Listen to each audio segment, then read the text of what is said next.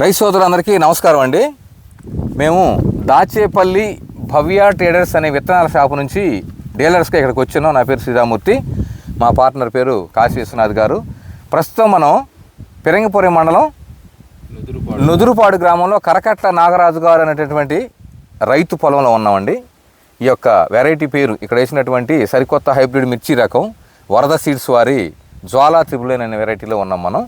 ఈ యొక్క వెరైటీని చూడటం కోసం తెలంగాణ రాష్ట్రం నుంచి ప్రధానమైనటువంటి రైతు సోదరులు కీ ఫార్మర్స్ వచ్చున్నారు. వాళ్ళ మాటల్లో ఈ యొక్క పొలం స్థితి ఎలా ఉందనే విషయాన్ని కనుక్కుందాం. నమస్కారం సార్, మీ పేరండి?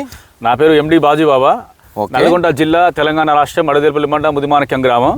ఈ వరద సీడ్స్ నేను గతంలో వేసాను. వెరైటీస్ చాలా బాగున్నాయని చెప్పేసి మళ్ళీ ఒకసారి చూద్దామని చెప్పేసి ఉద్దేశంతో రావడం జరిగింది. అన్ని 4 రకాలు చూసినాం. అలాంటి ప్రతి వెరైటీ కూడా చాలా బాగుంది. ఎక్కడ కూడా ఒక వైరస్ అనేది లేదు, పూర్తిగా అంటే బొబ్బర్ లేదు, పూర్తిగా వైరస్ టాలరెన్స్, నల్లి లేదు, నల్లతామ లేదు. చేను కూడా చాలా బాగుంది. చేను కూడా ప్రస్తుతానికి అయితే 30 క్వింటాలు కాసి ఉంది. సెకండ్ స్టెప్ కూడా వచ్చింది. కాయ కూడా చిక్కటి కాపు, కాయ సైజు కూడా చాలా లెంత్ ఉంది.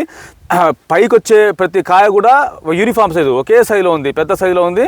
ఇంకా ఈ చేను కూడా ఇంకా కాయడానికి సిద్ధంగా ఉంది. నాకు తెలిసి సెకండ్ స్టెప్ అయిన తర్వాత థర్డ్ స్టెప్ కూడా పోద్ది, ఖచ్చితంగా పోద్ది. 4 అడుగులు ఎత్తు ఖచ్చితంగా పెరుగుద్ది చేను మాత్రం. ఇతర అయితే చాలా బాగుంది. కింద ఇంకో విషయం ఏంటంటే తాళ్ళు పర్సెంటేజ్ అస్సలు లేదు. కింద మొత్తం అల్లకపోయింది, యాడికాడికి కూడా చేను ఇడదీయడానికి కూడా రావట్లేదు. ఒక చెట్టుకో చెట్టు కింద మాత్రం తాళ్ళు చూస్తే ఒక తాయ లేదు. కాయ కూడా చాలా షైనింగ్ ఉంది, చాలా ఇరుపుకుంది. కాయ కూడా పచ్చికాయ కూడా చాలా నలుపు. ఖచ్చితంగా రైతు సొంతలో వేసుకోదగ్గ విత్తనం ఇది. విత్తనం పేరు వచ్చేసి జ్వాలా త్రిబుల్ 9. ఖచ్చితంగా 100% ఏదగ్గ వరద సీడ్స్ ఉంది. జ్వాలా త్రిబుల్ 9 ఖచ్చితంగా 100% ఏదగ్గ విత్తనం ఇది మాత్రం. అన్న మీరు కూడా వచ్చారు కదా అన్న, మీ పేరన్నా? నరసింహారావు గారు. మీ పేరేనా అన్న? మీరు చేను అంతా చూసి వచ్చారా? మొత్తం టోటల్గా ఎకరం బాతికి చేను 4 భాగాల్లో ఏ వైపు చూసుకున్నా కూడా ఇదే కాపు ఉందని మీకు అనిపిస్తుందా? అంటే సహజంగా ఈ ఫీల్డ్ పెట్టేటువంటి పరిస్థితులు ఎట్లా ఉంటాయంటే ఎక్కడైతే బాగా కాసిందో ఆ భాగంలో పెట్టి చూపిస్తూ ఉంటారు. మీరు రైతులుగా నిజం చెప్పాలన్నమాట. 4 భాగాలు చూశారు, ఒకే తీరు, ఒకే హైటు, ఒకే రకమైన కాపు ఉందా? మీ మాటల్లో మీరు చెప్పాలి. ఓకే, ఒకటే రకం కాపు, ఓకే, కాయ కలరు నెంబర్ 1 ఉంది. సైజు గానీ క్వాలిటీ గానీ నల్లి లేదు, నల్ల తామర పురుగు లేదు, బొబ్బర అసలు లేనే లేదు. ఓకే, కాయ క్వాలిటీ ఉంది. ఇప్పుడు కట్ చేసిన 30 క్వింటాల దాకా వచ్చే అవకాశం ఉంది. ఓకే, ఇప్పుడు ఈ వంతెన సత్యనారాయణ మీ మాటలు 30-40 క్వింటలు ఈజీగా రావచ్చు అనమాట.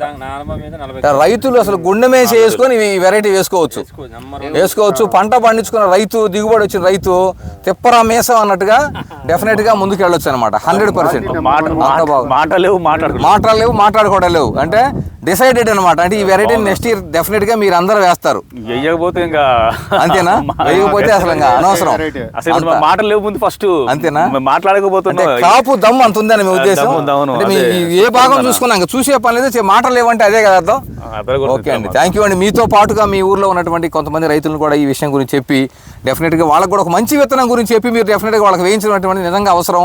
రైతు అందరూ బాగుండాలి. మీతో పాటుగా ఖచ్చితంగా మిగతా వాళ్ళు కూడా వేస్తారని కోరుకుంటూ మీరు దూరం వచ్చేసి మా వెరైటీని చూసినందుకు మీకు ఒకసారి ధన్యవాదాలు తెలియజేసుకుంటున్నామండి. థ్యాంక్ యూ వెరీ మచ్ అండి. థ్యాంక్ యూ వెరీ మచ్ అన్న.